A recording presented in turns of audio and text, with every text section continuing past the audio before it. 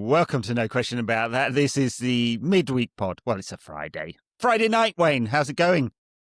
I'm feeling especially contoured tonight. Ed, how are you? Lovely. That's a joke for off air. I'm doing all right. Yes. I had a good evening last night. Went out, saw some friends, chatted about stuff. None of the discussion was Manchester United related. So there you go. I did not have my fill of United-related chat last night, so we're going to do it now instead. What are we going to talk about? We're going to talk about Palace. A big game on Sunday against Glasner's Palace. I think Glasner's done a very good job since announcing he was leaving the club of talking his way out of the United job and possibly the Palace job. To talk a little bit about the finances. I did a whole show with Jamie breaking down the finances, but like a little summary of that and what it might mean. It's a bit of financial jiggery pokery. I think that's a word. And then we'll talk mostly about the Palace game and what United might do there. So the finances. What were your thoughts on United's Q2 financial results? Did you have any? Do you care? Yeah, I mean, look, they were what we expected, right? I don't think there's nothing remarkable really to be drawn from there. I mean, apart from maybe the size of the debt, I mean, that's never a surprise. And we've talked about it so often that, I mean, nothing really is a surprise. But I think it's when you see the scale of the number and it grows and it hasn't been chipped away at, and you just think we entered into this agreement with Ratcliffe a year and 3 months ago, right? Was when he was formally in position. No, it's more like 2 years ago now. Yeah, 2 years and a bit. Yeah, sorry, my concept of time completely on there. So two and a bit years. So 2.5 years since he's been in. I think most of us who were dreaming of maybe something unrealistic, but I'm sure we talked about it at the time. Like we had these long-term visions, and long-term probably included where we are now, 2 years in, what you might expect to see. And obviously a lot of that was if he had a greater share of the ownership, if it looked like he was getting more shares and a greater percentage, there'd be bigger obligations for him to chop down the debt, and that motivation and incentive hasn't been there. So we've not seen it, and all we've seen is the things that we didn't expect in that time, such as new stadium updates and things like that. So all these kind of things that come in that weren't really part of the grand plan when we started. There was a purpose why everyone was campaigning for change of ownership. We've seen him put capital in, which has been a big difference. It's saved the club in so many different ways. But in terms of the actual day-to-day running, apart from the changes that they made, of course, when they've let so many staff go and they've been a little bit more brutal with the wage structure and things like that, those things are obviously good in terms of the way that they've reflected in the figures. You can see that they've had an impact. I just don't know if it's sizable enough that you think we're definitely on the right path for the things that for the long-term projections that we're looking at. So nothing really surprising to me, Ed, with that. Nothing disappointing, apart from the fact that the elephant in the room is that debt figure. And I think because United can still operate, and I've still operated for 15 years with it, I think it is mind-boggling to me, how people can be almost blasé about the fact that we're now over £1 billion in debt, all things considered. We're not, but yeah. Well, yeah. I mean, the roundabout figure there, and to have that kind of millstone on the club, and I've said this before in other things that I've written, there's no exaggeration that in the timescale that we've been under this ownership, since that debt's been levied on us and the cost of the debt since, every single other club in England would have been put out of business by that.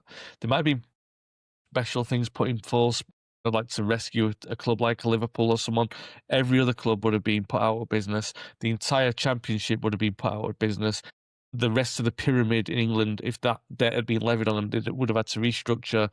Loads of clubs would have gone out of business, and we'd be left with a skeleton structure of the proudest football pyramid in global football because of how deep it runs. I don't think people quite understand how significant that is, and now it's just a number, really. People look at it as just a number, and it's so significant. And I think that, so when you're asking me again, typical me to give you the long-winded answer, but I do want to accentuate how important it is that figure's still there and how significant it is, because we don't talk about it enough. I know you're gonna give the actual specifics on what the number is, but it's still significant enough that it anchors everything else that we're trying to do.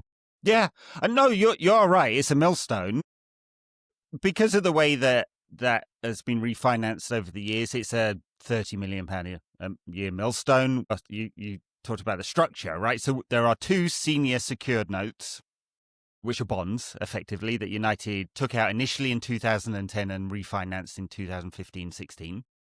And you remember 2010, green and gold, David Beckham with the scarf, Utess, all of that kind of stuff. That's because we saw for the first time in writing the financial plan, really, and people were smart enough to go, that's fucked up.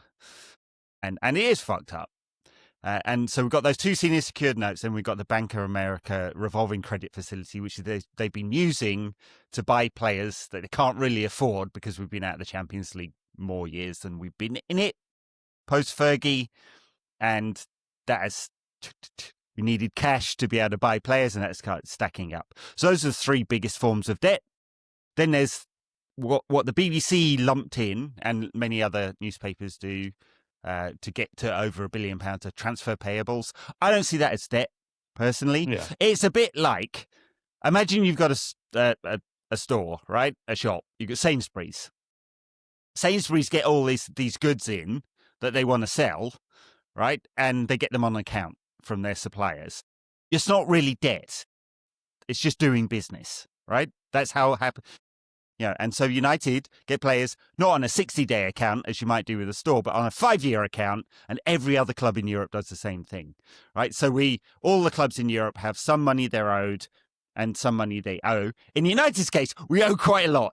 It is like £400 million or something like that, and nearly 200 million, 170 million is due this financial year. Yeah. And so Ratcliffe has talked about that in the past. He was like the big millstone of this. They are restructuring that. Players are leaving. The amortization drops off. What we actually owe will be reduced, sort of, a little bit, depending on how much we spend this summer. And then one of the other interesting things they did, which we only saw in today's full report, not yesterday's press release, was that they brought some of what they're owed forward. So they're basically giving other clubs a discount in order to bring that money forward. And then they use that to pay down some of the revolving credit facility. Not actually the big senior secured notes, but the revolving credit facility. What does that do? It gives us more cash to spend in the summer, basically, right? So the whole point of all of that was to give us more cash. It was reiterated, like, just how much United have saved. I put that in air quotes by letting so many people go, right? And it's a significant tens of millions per year. And so that compounds over time. What we also saw is the cost of hiring and firing, right? So Ruben Amorim, they wrote off, again, press reports. Man, it drives me mad when people with big jobs in really serious media outlets like the BBC report things badly. So the 6.3 million that you'll have seen, the cost of Ruben Amorim, was the amortization, right? It's like, we paid 11 million to get him to Sporting. That means his contract has a value, intangible asset. And then when we sacked him, we had to write that down. So it's a write-off, not an actual cash cost. We already paid the cash. And then you've seen the other number, which was 15 million. That is the theoretical total amount we might have to pay him if he doesn't get another job and he was contracted for another 2.5 years or whatever, right? So that's what all that meant. But that's just a slight diversion from saying the financial strategy is really clear, right? They're trying to get United into a position where we have as much flexibility as possible to as much capacity, like as much potential money and as much flexibility, as much cash as possible to do a lot of deals in the summer. And why does that matter? Off air, we were saying, oh no, in fact, you just said, hey, this £1 billion of debt would have put every other club out of business. Yeah. You know why City often get good deals? Because they pay up front for stuff, right? And so we're getting into a position where we'll have enough cash where we could potentially negotiate better terms rather than going, hey, I know there's a release fee, but we don't actually want to pay it all up front. We want to split it over 5 years. Okay, so we're going to have to pay 10 million more than the release fee. So that's what they're doing. I mean, it's like, I can nerd out on this. I said I was out last night with a bunch of all finance people, from accountants to venture capitalists. I'm a former VC, say former now. So I can nerd out on all of this stuff. But the football fan in me is going, honestly, it's just fucking disgusting, isn't it? It's the 770 something million pounds of, real debt. Yeah. And it's the billion plus it's cost the club over the last 20 years for the pleasure of having the Glazer family as our owners. You talked about the Ratcliffe. It's the promise of Ratcliffe coming in, and then the realization that while the ownership structure is as it is, that debt, not a penny of that debt is getting paid down, other than for these like short-term financial, movements and strategies. And we're just in a holding pattern. We've got a year until the operational contract that Ratcliffe has, or agreement Ratcliffe has with the Glazer family, runs out. And we've got about a year until that first of those senior secured notes needs to be refinanced. And interest rates as they are quite significantly higher than when we took those bonds out in the first place. And so we just have to wait. And we're looking at that date going, some movement has to happen at that point. It has to happen then. Either Ratcliffe buys more equity or all of the equity, or the Glazers go, hey, well, good job, Jim. We'll take operational control now. Well done for sorting out the financial mess, and you fuck off, which they could do. Or a third party comes in as part of potentially the required investment in the new stadium, since we are going down that route. Yeah. But all of this is not like, it's not what fandom's about, is it? It's all disgusting. Well, yeah, I mean, also, like, I think it's also so far removed from the common man in terms of, like, it's a different level of conversation. We've spent 10 minutes talking about the numbers, and we're podcast talking about football. There's a ball being kicked around by 22 players, and this is so far removed from that.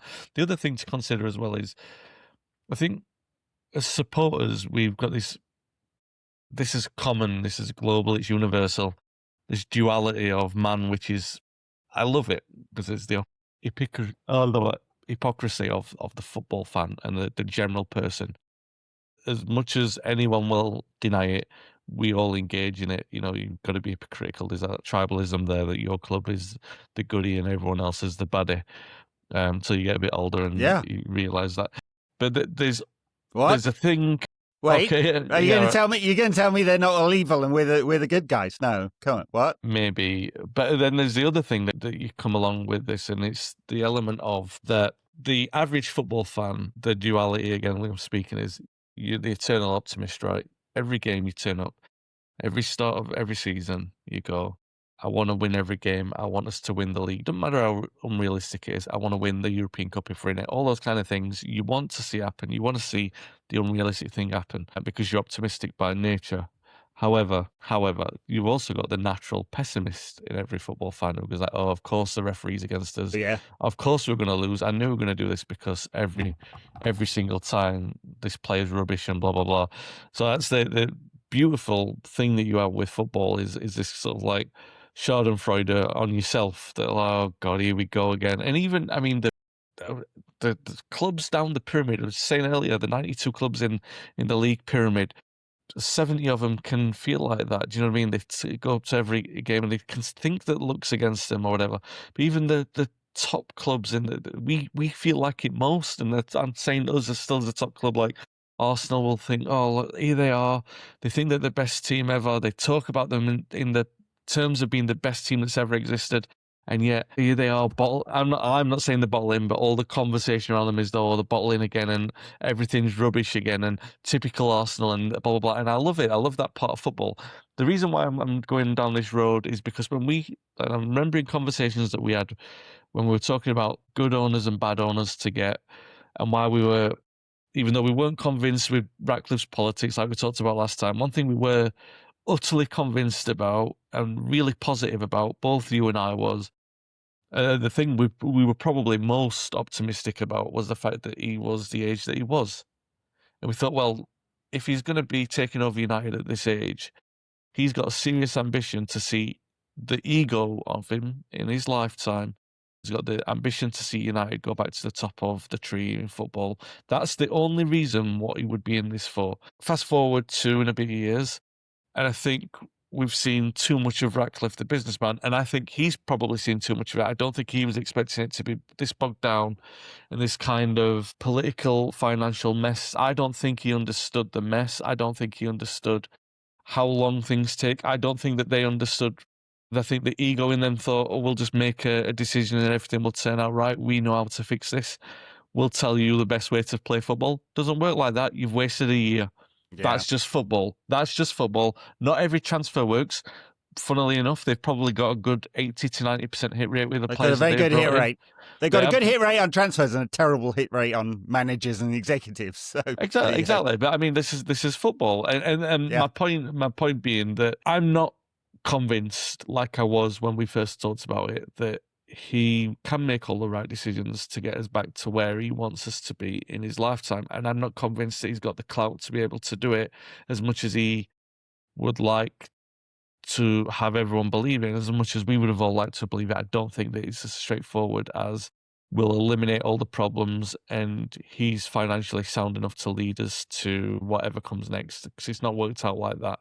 So now what we've got is just an average football owner, albeit a very rich one, prone to the same kind of mistakes as anyone else. Like a right decision takes us forward. He's very prone to bad decisions as well. We're not perfect. We're nowhere. We're on the right path. We are not accelerating down that path at any means or anything like that.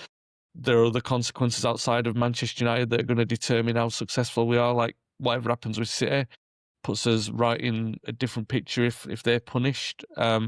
The landscape changes in that kind of way, but it doesn't change so much in what Ratcliffe's delivering to Manchester United. I think that's important to know. So when we're talking about what the bigger picture is from the numbers, those are the two takeaways. One being the size of the debt, which is still there like a millstone, and the second being the salvation that we both believed in 2.5 years ago. It hasn't worked out as rosy as that. I think it's a lot. He's gritty. No, I don't think it will. And I don't mean that in being pessimistic. I just think realistic now, looking at where we were and what I expected to be the case at this point, I probably might have expected it to be a little bit better in terms of the financial aspect of it. Yeah, United certainly losing in Bilbao was £100 million. Yeah. Loss, at least, and probably more given the sponsorship arrangements that we don't have that we probably would have had if we were in the Champions League. Yeah, the reason why I say not yet is I think there's still there's no promises. I'm not making any promises here, but the way the bid process went and the way the sales document reads, Ratcliffe wanted full control. In many aspects, United might have been better with one or t'other, right? And we found a middle ground, which meant it's a kind of stalemate, a frozen conflict, if that's the right word, in that Ratcliffe can't put any more money into the club. It doesn't make any sense to do it without getting equity, and the Glazers won't give away equity because it won't line their own pockets. And so there's no mechanism for putting more cash into the club other than just, Ratcliffe decides to gift it, but that would basically be taking money out of his own pocket and putting it into the Glazers because it increases the value of the club. So if he wants to take control. So we're in this frozen space. As I said, there's 1 year on that operational agreement. That suggests to me very strongly that something will change, and something has to change. Evan, first senior secured note, matures 2029 is the second one. They want to finance the stadium. That suggests they're looking for £2.5 billion to come from somewhere.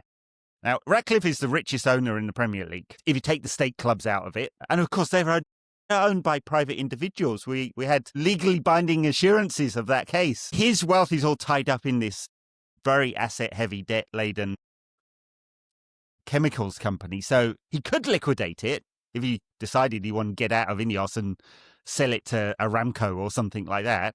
He could liquidate all that wealth and then spend the final years of his life glorying in Manchester United's return to the promised land and all of that kind of stuff. We know billionaires don't usually behave like that. So it's frustrating. It's frustrating because I can see what they're trying to do, but it is galling as a United fan to say the way you do that is by hiring and firing and trading players and putting the prices up and fucking fans over, because that's exactly what they've done. Anyway, we should talk some actual football. Yes. Everyone has a plan until they're punched in the face, said Mike Tyson, but I think it's like Ratcliffe had a plan until he hired a hipster Portuguese manager who didn't know what the fuck he was doing. Should we sign a hipster Austrian manager from Palace? I think probably not, but yeah, I'll let you answer that one. At one point, he was talked in dispatches, Oliver Glasner, as being a potential next United manager. I think he's done a very good job since he announced he was leaving Palace to talk himself out of that job. Yeah, I think his name, I don't think it was ever considered. Seriously, I think the reason why it was considered at all was the fact that primarily on the basis that he was the most high-profile manager playing the same system as what United was playing at the time. People putting two and two together in terms of the fact that the club had put that as an edict, that this was going to be what we're doing going forward, that this was the change in style. So it was always about who was going to come in and play that way, that all the recruitment was going to be to facilitate this kind of system. And it's not worked out like that. Is it always interesting to me with managers? Yeah, he's definitely not going to be the United manager. He might not be the Palace manager for very much longer as well, which would be a shame. Palace have been incredible, right? They have been incredible. He's been so unlucky that, you know, Eze has gone, Gay went in the January window as well. He's been so unlucky not to be able to build upon winning the FA Cup and then winning the Community Shield, which, I mean, we all like, it's not a major trophy. Look, they won against Liverpool. Yeah, and they've major got for Palace, yeah. And they've got silverware to show for it, and it was always seen as not a major trophy in that, like, you would count it as something significant in a player's career, but when you don't win that often, then it's certainly something that you do brag about, and they should. I'm not being condescending with that. I think it was an incredible year for Palace. I think they fully deserved everything that they have achieved. I think when we've played them in the past at Old Trafford and at Selhurst Park, they've given us a right run around. Particularly down there, they've been really good in some games. And actually, I said particularly down there, particularly at Old Trafford as well. They've come and played really well at Old Trafford and deserved the positive results that they've had. So haven't they won the last two games at Old Trafford? Yeah, something like that. Yeah, I'm quite unlucky with this because a lot of my in-laws are Arsenal fans. I've got a lot of in-laws that are West Ham fans, and then my sister-in-law's boyfriend is a Palace fan. He's Palace home and away. He's a Palace nut, and he's all right. I've been really happy for him. I was really happy for him. He was at Wembley, and when they had the FA Cup success, obviously I was happy for them winning that. So you monitor what they're doing a little bit more often. I talk to Paul Parker a lot, and he covers a lot of Palace's games from Selhurst Park, and we talk a lot about, you just talk football like you do, and it's been so sad to see what's happened with them. But I do always wonder about clubs who've got a bit of a leading a charmed life, shall we say, in that what their ceiling is. There's always a get out at some point for either the players or the manager, because the next point in the argument is how far do they go from there? But let's be honest, let's be serious about it without being condescending. They were never going to break into the Champions League spots. They're never really going to become a serious European contending out. They might have thought that might be in the ambition that we'll qualify for Europe every year. Being serious, the lifespan of that manager was he's going to try and get out while his stock's high. And there's a couple of comparisons I'm going to use in the past here. The first is David Moyes.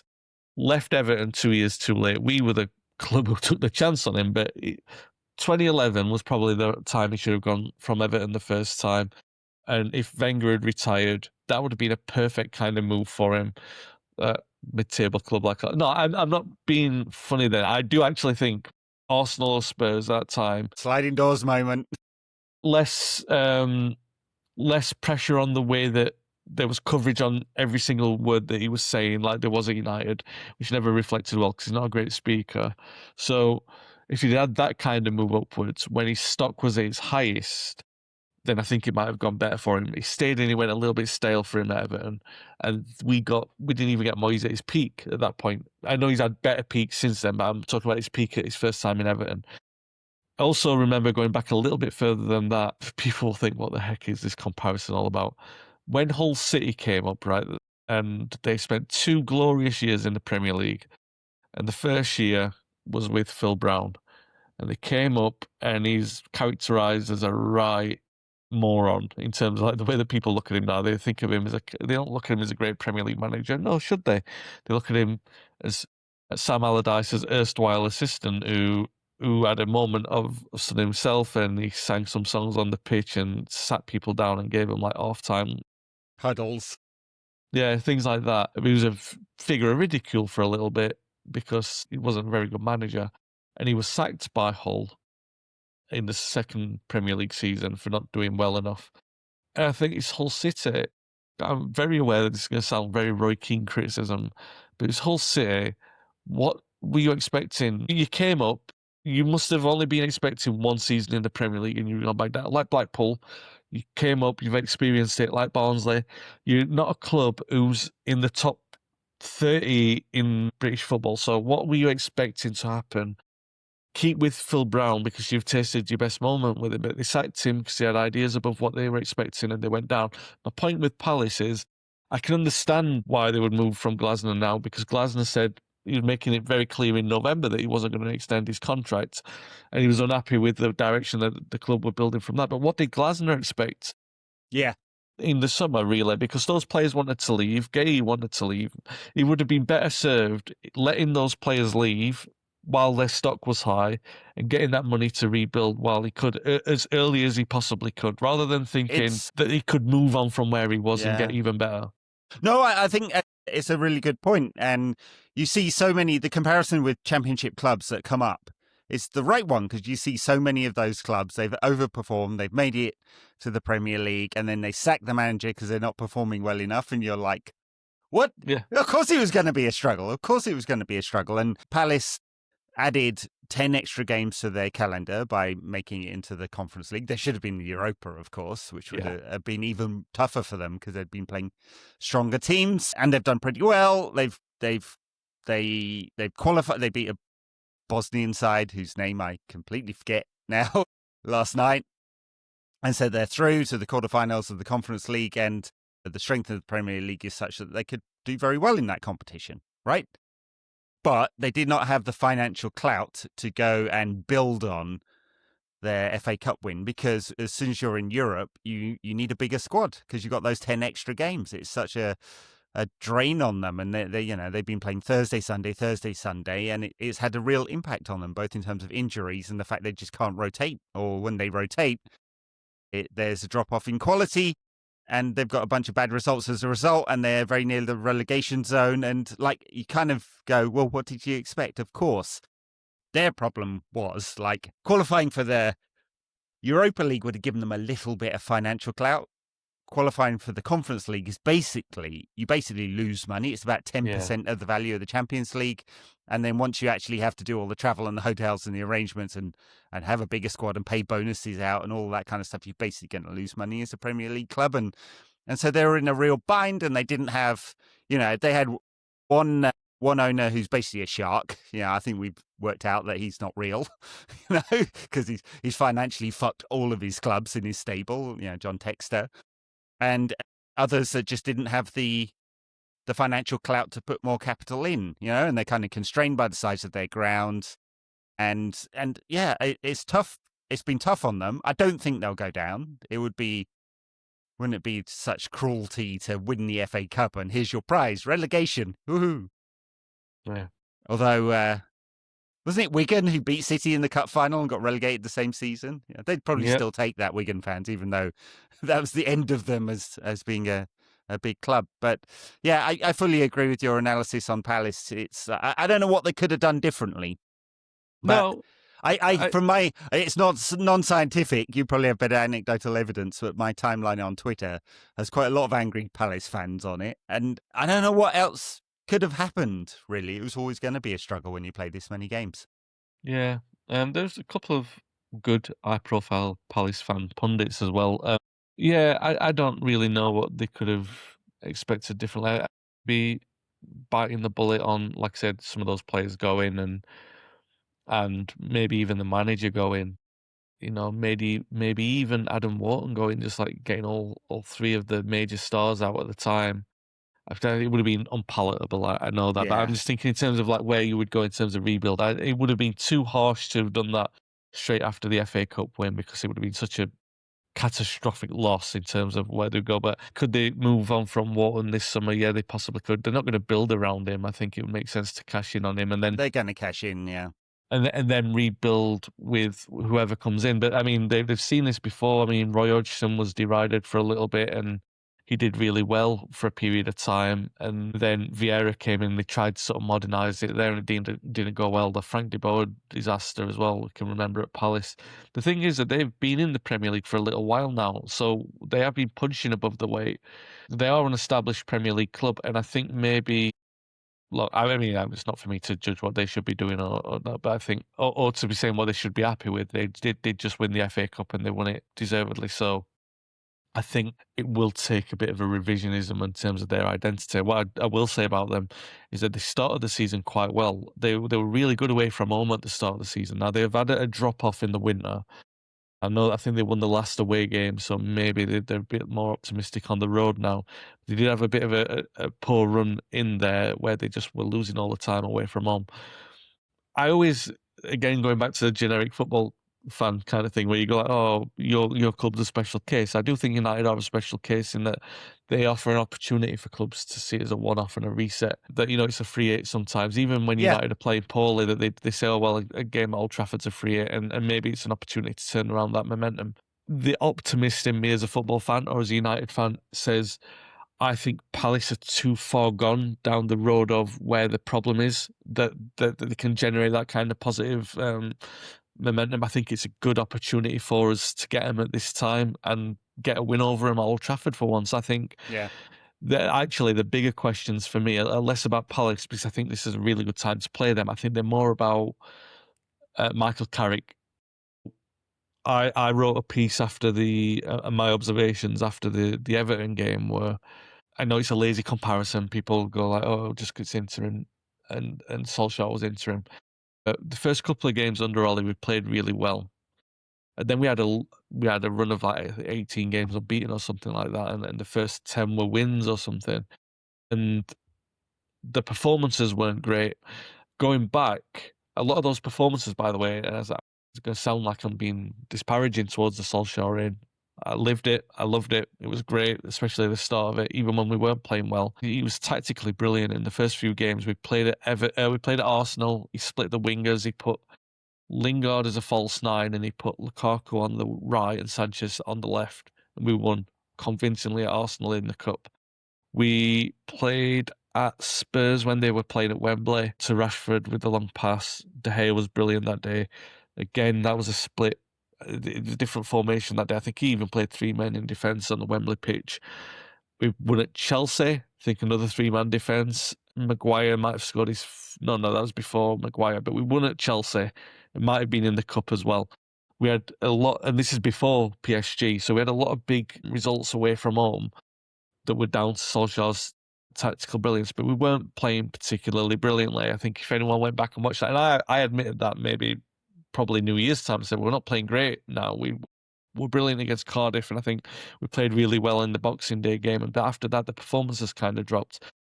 We were brilliant against City and Arsenal under Carrick. We were really, really brilliant. Best since Ferguson style performances. They were that good. Against Spurs, we answered the task that was in front of us. We did really a professional job when they went down to 10 men. Against Fulham, I think really a lot of character to respond immediately and score the winning goal. I thought against West Ham, I didn't think it was a bad point. I think it was a good point. Showed good character to break down the low block that we talked about with Šeško. Everton was a different kind of test. The pitch was absolutely horrible. Everyone was trying to try these passes in the first half that were hanging 4 or 5 yards short. I know there's been some criticism about the decisions of Carrick. I don't think so. I thought it was a good test that we overcome, but I didn't think we played particularly well against Everton. So the task now is, this is a sitting duck in terms of Palace could well come to Old Trafford and play well and win, because they've done that before. So I'm not discounting their quality or their potential to do that. When I say sitting duck, the conditions couldn't be more perfect for United to up their game and have a really good performance against them. And this is what we should be expecting. This is the kind of game that Carrick needs to be going. this is the games that you weren't up for, so be up for it and win. It's going to be 4 years until we play again. Now, the fixture list is that. Samiro, treat yourself to 90 minutes, why don't you? Do you know what I mean? All those kind of things that you can do.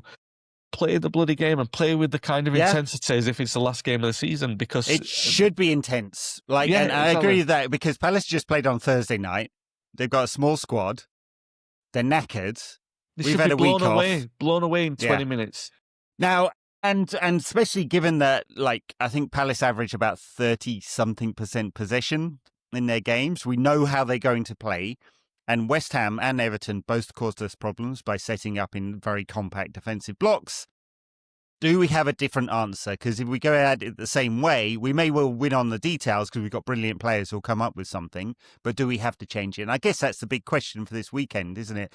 Not only, do you... to boil it down, it's does Šeško start or not? He's scored 5 goals in his last 6 appearances or whatever it is, a bunch of them off the substitutes bench. But he offers a different kind of attacking threat to a team that's sitting deep. They'll probably start with 3 at the back, when they are 5 at the back, basically, Palace. Yeah. They'll sit 2 in front of them. They'll try and break, but they haven't even got all their speedy players anymore, right? It's like all the nippy ones that caused us so much problem. So, Zaha and Elise and Eze and Matessa, they're all out. They're gone. They will be starting with Strand Larsen, who's a big fucker, but not quick, up front. Yeah. They're not set up to break on us, really, and they'll just sit and defend and try and live off some scraps. That's why, I think start fast, start aggressive, try and get the early goal, because I'm not sure Palace will have a plan B in that case. And I wonder whether changing up makes a lot of sense for that reason. No, not just because Šeško scored a bunch of goals recently, and I have nothing against Cunha and Ahmad and Bumo, brilliant players, love them all. Just horses for courses, does this require a slightly different tactical setup? And the other thing I'd really like to see is, I do think the pitch really did impact United's passing midfield. Kobe and Casemiro did the kind of sensible thing, and they were quite conservative with their passing. But I think you can take more risks in a game like this, because I don't see the transitional opportunities for Palace to break on us like they have done in the past. It just doesn't seem set up for it. And so be more aggressive with your positioning, take more chances, go for it early. And you're right, they're sitting ducks, and there's a very good opportunity to blow them away. And it's a good test for Michael Carrick, because there's a few people kind of moaning after West Ham and Everton going, oh, really, Middlesbrough fans told us he wouldn't be able to set up a team against a low block, and they didn't have any answers, and this is what is happening, and we told you so. And so here's Michael Carrick, who is a good thinker about the game. Don't need to necessarily be loyal to the team you've basically played every time to date. Yeah. Got great results with them. Maybe this is a slightly different test and you play a different way. Yeah. Yeah. But of course, he's the manager. We're not, defer to his much superior knowledge, of course. Just a couple of pundits here opining on a podcast. But I would like to see Benjamin Šeško start. I think you've got to have rewards for players, right? I 100%, I understand why some people are saying he should start against Everton. I 100% understood the reasoning for not doing that, because for the same reason I think he would have kept Cunha on the bench for a little bit longer as well if Dogo had been fit. Firstly, because Dogo was playing so well. Secondly, because some players have got good mentalities to be substitutions. Has got that. Seems to, and yeah. I think that's really important. I think the obvious one to use as a comparison is Solskjaer, that he had a really good mentality as a substitute. Other players don't have that. And if you want to look down the line, we've had so many of those players over the years. Martial, even Højlund and Xerxes, that when we were looking at them over the last couple of years, and it was like, yeah, we're going to bring one off for the other. And it's like, you almost wanted to start with the other one, even though you know what I mean? It was such a weird conundrum that we had with them. And that's when they weren't scoring and everything like that. But it just never felt like you wanted either of them to start or come on, because neither of them filled you with optimism to do either role. And when you've got something that works, like Šeško from the bench, I think sometimes it's handy to keep things like that back, because what you have then is a working plan B. So no matter what that plan, you can change the plan A to be like, let's say it's been Mbeumo through the middle. He could play Cunha through the middle. If he wanted to against Palace, let's say he starts Xerxes as his plan C. He starts with his plan C, but his plan B for that is still Šeško on. And what they'll be thinking is the same kind of thing that every other team has been thinking, is that, God, we better get through what we get through and maybe get the lead here, because they've got a really serious option from the bench, which United haven't had that for a while.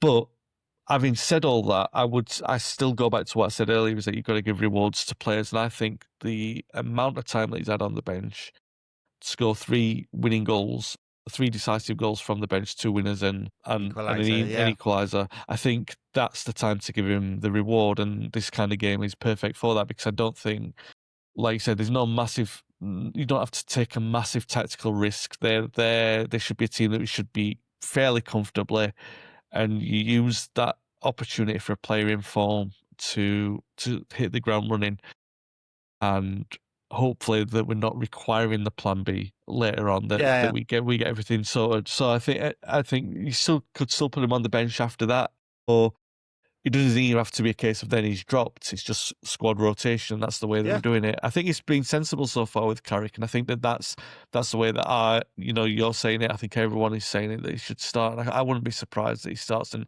maybe Cunha's back on the bench, because he's probably the player more, even though he's the more temperamental one of any of our players at the moment, it seems that he still seems to have the right kind of attitude to sit on the bench and make a difference when he comes on. Yeah, I actually think all of them got a pretty good attitude. I mean, if this is part of their transfer planning, remember Fergie always used to think about, he'd go and interview their cousin about what his personality was like, and maybe they've got this right in terms of their transfer strategy. They've got players who are not prima donnas, and I know, Andy Mitten has certainly said a few times that he thought it was a very political dressing room at United, and maybe there are a few difficult characters in there and they're changing it around, and they want, obviously Mbeumo and Cunha and Šeško all desperately wanted to join United.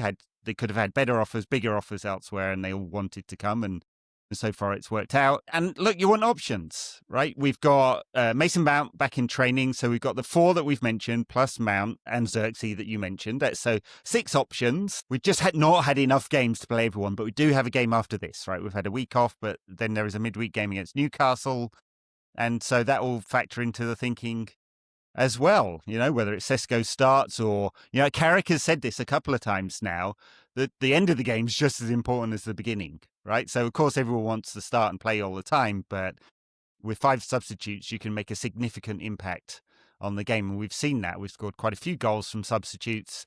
I think we'd only had 2 under Amorim this year from substitutes, and one of them was in the EFL Cup against Grimsby. So, make use of your bench.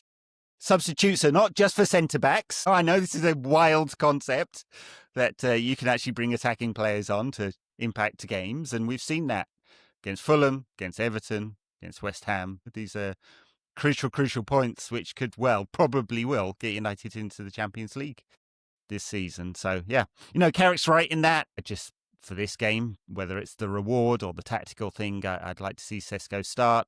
I don't think there'll be many other changes, though. I guess Matthijs de Ligt is not fit yet, so there's no thoughts of him coming back in. Is Harry Maguire fit and back? And does Yoro drop out?